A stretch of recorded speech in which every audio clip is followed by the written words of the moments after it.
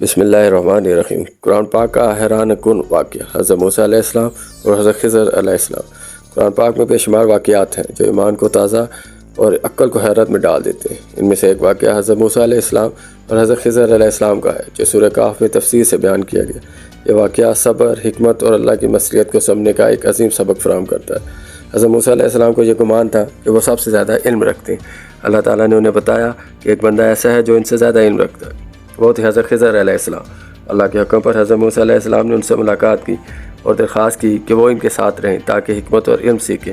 حضرت خضر علیہ السلام نے ایک شرط رکھی کہ آپ میرے ساتھ نہیں جا سکتے جب تک صبر نہ کریں اور میرے کسی کام پر سوال نہ کریں۔ حضرت موسیٰ نے صبر کا وعدہ کیا، لیکن دوران سفر حیرت انگیز واقعات پیش آئے۔ پہلے واقعے میں حضرت خضر علیہ السلام نے ایک کشتی میں سوراخ کر دیا۔ یہ دیکھ کر حضرت موسیٰ علیہ السلام حیران رہ گئے اور کہا، آپ نے کشتی کو توڑ دیا تاکہ لوگ ڈوب جائیں، یہ کیا کیا آپ نے؟ حضرت خضر علیہ السلام نے تو یاد دلایا کہ سوال نہ کرنے کی شرط تھی۔ حضرت موسیٰ علیہ السلام نے معذرت کی اور وعدہ کیا کہ آپ سوال نہیں کریں گے۔ دوسرے واقعے میں حضرت خضر علیہ السلام نے ایک معصوم لڑکے کو قتل کر دیا۔ حضرت موسیٰ علیہ السلام صدمے میں آ گئے اور کہا، آپ نے ایک بے گناہ جان کو ناحق قتل کر دیا، یہ تو بہت بڑا گناہ ہے۔ حضرت خضر علیہ السلام نے پھر یاد دلایا کہ وہ صبر نہیں کر پا رہے۔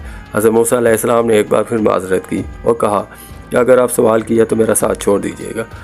تیسرے واقعے میں وہ ایک گاؤں میں پہنچے جہاں کے لوگوں نے انہیں کھانے تک کے لیے کچھ نہ دیا۔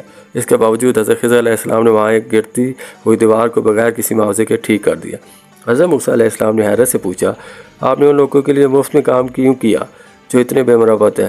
یہ سن کر حضرت خضر علیہ السلام نے کہا، اب ہمارے راستے جدا ہوتے ہیں، مگر میں تمہیں ان تمام کاموں کی حقیقت بتاتا ہوں۔ حضرت خضر علیہ السلام نے تینوں واقعات کی حکمت یوں بیان کی۔ وہ کشتی چند غریب ملاحوں کی تھی۔ غریب ہی ایک ظالم بادشاہ تھا جو اچھی کشتیوں کو زبردستی قبضے میں لے رہا تھا۔ میں نے اسے غیب دار بنا دیا تاکہ وہ محفوظ رہے۔ یہ لڑکا بڑا ہو کر کفر اور شرکسی کرے گا اور اپنے نیک والدین کو تکلیف دے گا۔ اللہ جانتا تھا کہ ان کو بہتر اولاد عطا کرے۔ دیوار کو ٹھیک کرنے کی وجہ اس کے نتیجے 2 یتیم بچوں کا خزانہ دفن تھا۔ اگر دیوار گر جاتی تو خزانہ ظاہر ہو جاتا اور لوگ اسے چھین لیتے۔ اللہ چاہتا تھا کہ بچے بڑے ہو کر اپنے حق کا خزانہ حاصل کر لیں۔ یہ واقعہ سکھاتا ہے کہ ہر چیز میں اللہ کی حکمت پوشیدہ ہے، چاہے وہ بظاہر ہمیں نامناسب لگے۔ صبر کا دامن تھامے رکھنا ضروری ہے کیونکہ ہر چیز کا وقت مقرر ہے۔